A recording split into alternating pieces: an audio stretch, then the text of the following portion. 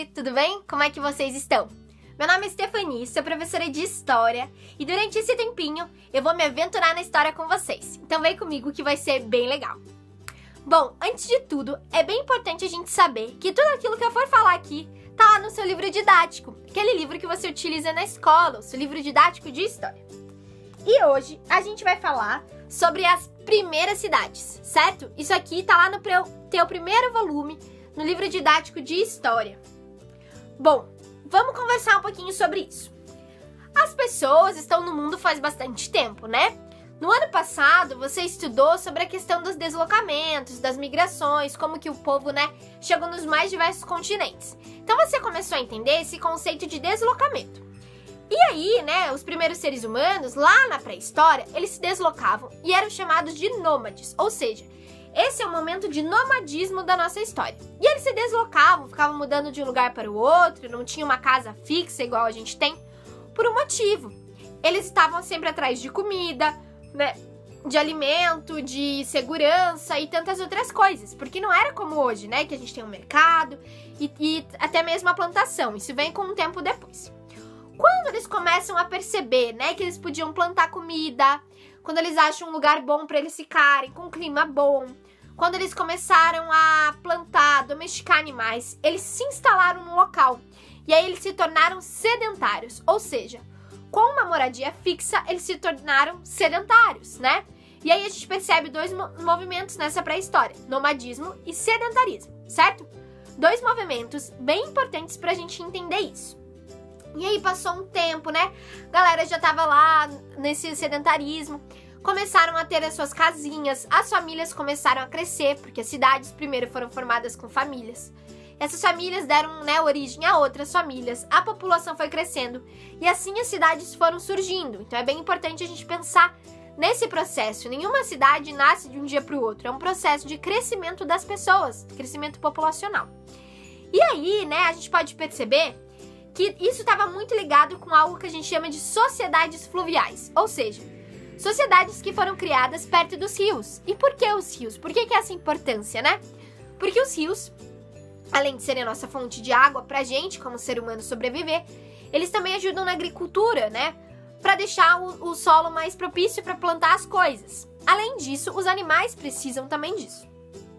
Então, a gente pode perceber, uma coisa que eles sempre falavam, que é a noção do crescente fértil, que a gente estuda isso na história, que é um local com bastante rios e tudo mais, que é sobre a Mesopotâmia.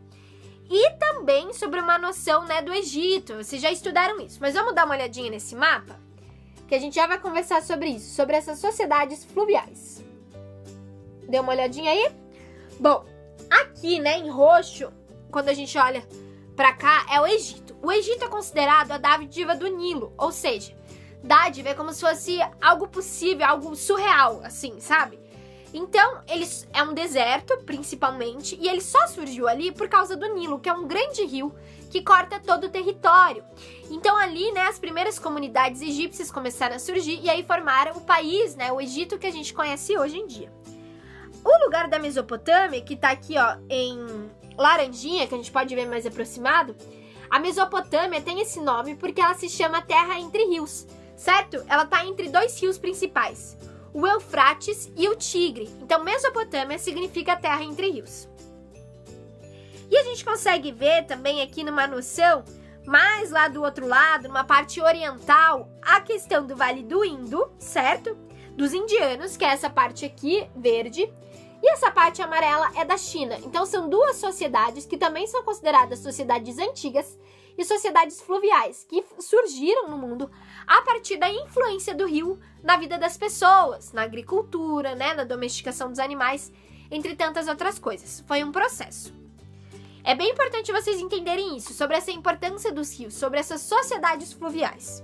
Com o tempo, a galera estava instalada ali, nessas sociedades, começaram a plantar. Essas plantações, essa agricultura começou a gerar excedentes, ou seja, começou a sobrar comida lá, certo? E aí, assim surgiu o comércio, com trocas comerciais. E aí, surgiu cidades, surgiu essa noção, eles começaram, a comercializar, muita gente morando no mesmo local, e eles precisavam de alguém que coordenasse isso. Então, começaram a surgir os líderes dessas sociedades. Por exemplo, lá no Egito, né, o líder, quem cuidava, era o faraó. E esse faraó, ele era considerado o próprio Deus na terra, né? Então eles tinham essa noção também. Diferente da Mesopotâmia, certo? Que era o quê? Na Mesopotâmia tinha um rei, né? E que se chamava Patese, até para vocês saberem. Então começaram a ter líderes, né? No caso do Egito, o faraó, e no caso da Mesopotâmia, o rei, certo? E aí começaram a ser criadas leis de boa convivência para a sociedade. Impostos também, né? Essas pessoas que moravam naquele local tinham que pagar algo para esse líder estar ali trabalhando e também para ter um funcionamento público de segurança, de exército, né?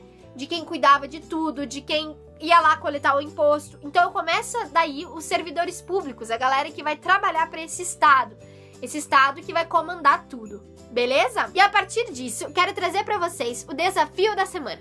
A nossa proposta de hoje vai ser que vocês desenhem aquilo que vocês aprenderam sobre as sociedades fluviais. Qual é o conceito, o que significa sociedades fluviais e o porquê que estar perto de um rio é tão importante.